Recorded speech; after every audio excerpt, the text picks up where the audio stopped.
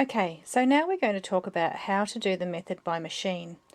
If you don't particularly like handwork, or if you're in a hurry and want to get a project finished, then this method is perfect for stitching down by machine and really quite quick once you've got yourself set up. So what we use is a monofilament or an invisible thread. Now just choose a good quality one. Yes, there are horror stories about the old nylon threads and even monofilament threads. Choose a good quality one and you won't have a problem. This is the brand that I tend to use, but there are other nice brands out there as well if you can't find this. You can also get it in a smoke colour for darker fabrics, and you can get it in a cone. Now I use it in the top of the machine and in the bobbin.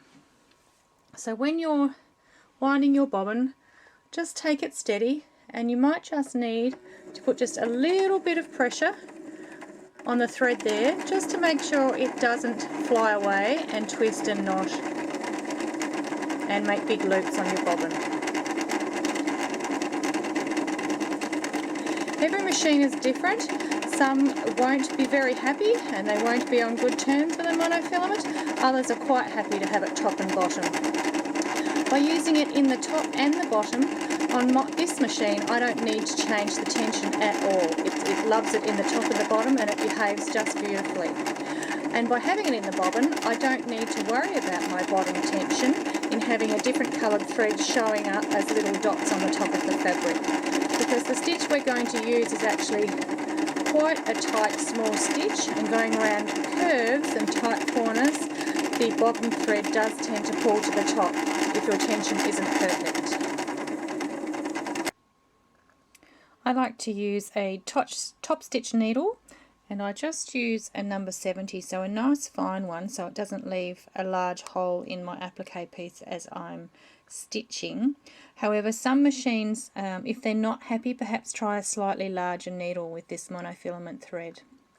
But a top stitch needle works lovely with the monopoly thread, and they actually recommend to use this needle with their thread. We also use an open toe embroidery foot. Okay, that just means that the front is cut out so that you've got really good vision of where the stitch is sitting next to the applique piece. If you don't have one, you can just use your standard number 1 foot. Now the stitch we're using is a blind hem stitch, and on this machine you can see it's number 7 there. It could be represented in different ways. Even some of the most basic machines have some type of blind hem stitch, and the more advanced machines would have lots of options. Just choose one that's similar to this, and then we need to change the width and the length to get our stitch how we want it to be. We need the length of the stitch to be short enough so that the stitch that swings to the left there swings about every 2 to 3 millimeters. So on my machine, on this one, the length is just set to 1/2, and then we need the width, or the amount of distance that stitch swings to the left, to be just wide enough to catch about 2 threads on the edge of your applique piece. So I've set it to about 1. I'm going to have a little bit of a try, and I may reduce that just a little bit more. I've positioned my prepared and glued piece underneath my foot so that the edge of the applique piece sits right on the inside edge of that open toe, and that's going to mean that the straight stitch should sit in the ditch. Oh, that's my swing, and the swing is just going to catch the edge every 1/16 of an inch. Now that's a bit far apart for me, so I'm just going to make my length a little shorter and try again.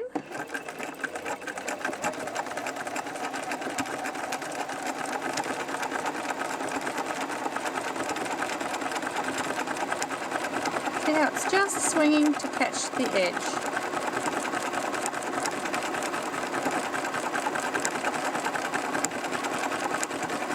And these straight stitches are sitting right in the ditch.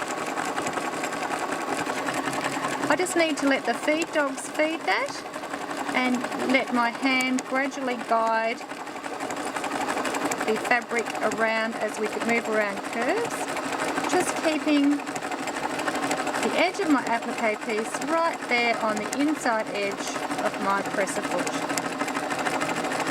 And I'm videoing with one hand and stitching with the other, so I do apologise if I go a bit off kilter. I'm trying to get right in close for you. So now I can just go flat to the floor as fast as the machine will go, and it will just feed its way around, appliquing down that edge.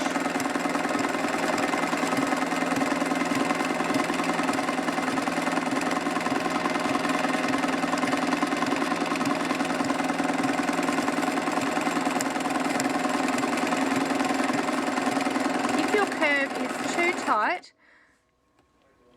if you've got a needle down, that's a good thing to have. Just stop, needle down, turn it a little bit every few stitches if you can't get it around without stopping.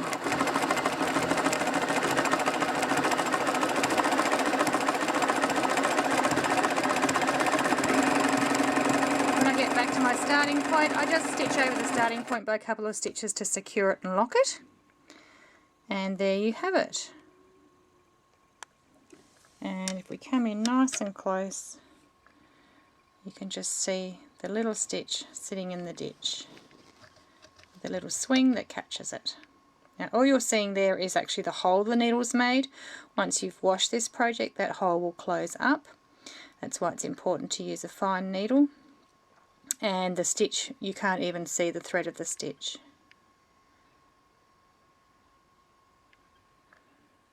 I'll come in and show you on this other piece. And you can barely see where it's been stitched down.